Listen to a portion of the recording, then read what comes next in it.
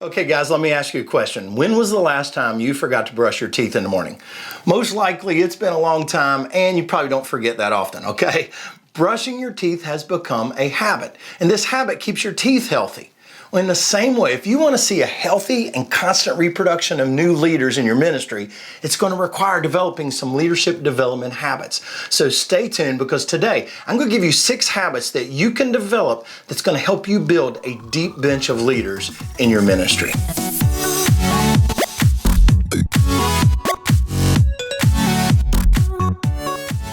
Hey guys, this is Mac Lake bringing you tips, tools, and techniques helping you develop more and better leaders.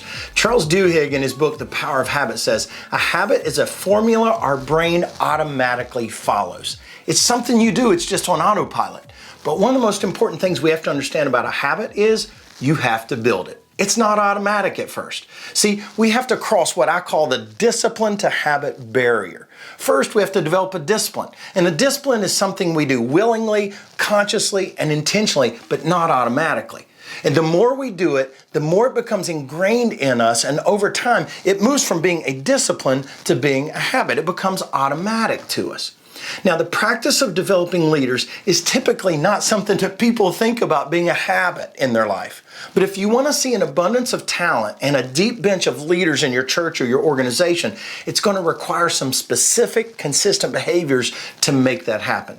So here are 6 habits that you can build that will impact your ability to develop more leaders. Now, I'm going to share the habit, but then I'm going to give you an action step with each one so you can begin to do them as a discipline and eventually build these into habits over time. Habit number 1 is grow a little bit every day. I've heard it said that if you're not learning, you're not leading. Well, that's actually not true. There are plenty of people out there who've stopped learning, but they're still leading. So I'd like to say it this way. If you're not learning consistently, then you're not leading effectively. Leaders are learners. And if I'm not learning, I'm going to have a hard time developing others around me. It's important that my team see me learning on a consistent basis. This not only creates a culture of learning around you, but it helps keep your bucket full of fresh leadership insights that you can pass along to the leaders around you. So let me give you an action step that's going to help you move this from discipline to habit, okay? I want you to read or listen to something on leadership every single day for 30 days. And as you listen, capture one new thought or impactful leadership story every single day. File it in Evernote or whatever your filing system is, but file something you learn every day about leadership. Do that for 30 days. And not only is it going to fill your bucket, it's going to make you hungry to keep on learning. Habit number 2, take somebody with you. This discipline is so easy, but so few people do it. There was a young man one time, he lived several hours from me, and he asked me if I could give him 1 hour of time to help him learn leadership because he was just so hungry to grow. So I told him, I said, we could do that, but I want to invite you to travel along with me on my next trip. And you can shadow me and watch what I do and see how I do it. And, if you're going to be with me, we'll be having breakfast, lunch, and dinner together, and we can use that time to debrief what you saw, okay? So he went on the trip with me. I saw him a couple of years later, and he told me that trip had one of the most significant impacts on the way he leads than anything else in his life. Sitting and talking to somebody about leadership is helpful, but having somebody tag along with you to watch you do what you do, it has a huge impact because modeling is the most powerful form of helping others learn leadership skills. So remember this, when you are leading, you are modeling. We just have to be intentional to invite people in to watch what we do and how we do it. So to move this from a discipline to a habit, here's an action step you can take. Take 30 minutes one weekend and plan out your month. And what I want you to do is you write down everything you're going to be doing that month, every event you're going to be leading, times you're going to be teaching, meetings you're going to be having, people you'll be meeting with. And once you have that list, write down the names of 2 or 3 people you can invite to go with you and let them know, hey, I'm doing this for your developmental purposes. And then next month, plan it out again. And eventually, if you keep doing this over and over again, you will instinctively invite people to follow you. Habit number 3 is ask, don't tell. Most of us have a bad habit of speaking, telling, and teaching way too quickly. We get so excited to let people know what we know, or we get overly anxious to tell them what they need to correct and how to correct it. But for people to learn, we need them to think more, not just listen more. My friend Dino, who's the head of coaching at the North American Mission Board, says people need an asking voice more than they need a telling voice. Now, I have an e-course that's specifically designed to help you learn to lead with questions. It's called The Secret of Getting Your Team on Their A Game. So if you go to the description in the link below, you can sign up to get information on that course. Now, to help you move from discipline to habit, here's the next action step. Prior to your next staff meeting, prior to your next one-on-one meeting, prior to your next training, just 15 minutes ahead of time, put a reminder in your calendar, and when that alarm goes off prior to your meeting, use that time to script out 3 to 5 questions that you can ask those that you're leading. And just make sure you use those questions during that time. Now, as you do this, start to notice how much you ask versus how much you tell in your meetings. How much are you talking versus how much is your team talking? And when you start to pay attention to this, you'll start to adjust how much you talk and how much you ask. Habit number 4 is integrate development into your meetings. Too often, meetings just revolve around sharing information. But when the whole team is together, it's such a great opportunity to leverage that time for training. You don't have to make every single team meeting about development, but if you meet weekly with your team, I'd say at least once a month, add an element of leadership development into those meetings.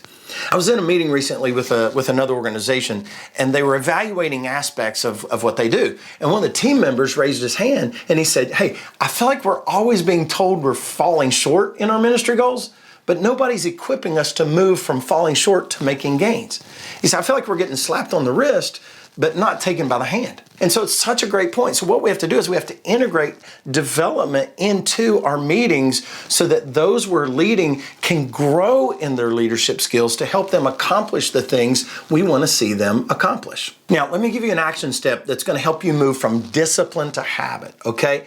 Put leadership development on your calendar once a month for your team, okay? Now, if you need help with this, just go to my website, download one of my free leadership development huddles, and use that with your team. Habit number 5 is delegate with purpose. Much of the delegation we do is simply to get things done, right? But what we have to do is we have to give some of your task away for the purpose of developing others. So again, let me give you an action step that's going to help you move this from discipline to habit. Make a list of the top 10 things you do. Then here's what I want you to do. I want you to go back to that list and circle the top 3 that you're really good at.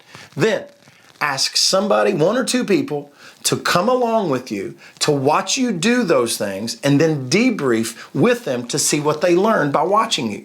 Then delegate a time for them to do that leadership skill or that task, and debrief with them to help them discover what they did well and how they could grow.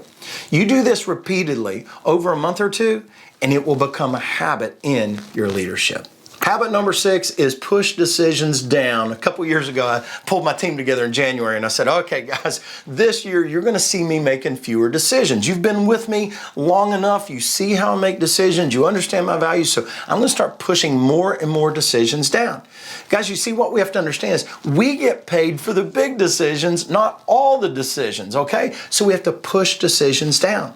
There's no better way to develop potential leaders than putting them in a position to make decisions. We don't want to just teach people to do, we want to teach people how to decide, how to think. So here's an action step you can take that'll help you move this from discipline to habit, all right?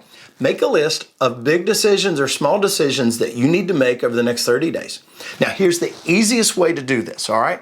You look at the current projects that you're focused on. Each project has multiple moving parts, requires dozens of decisions. So what you're going to do is just simply invite somebody in to sit down with you to co-lead this project with you.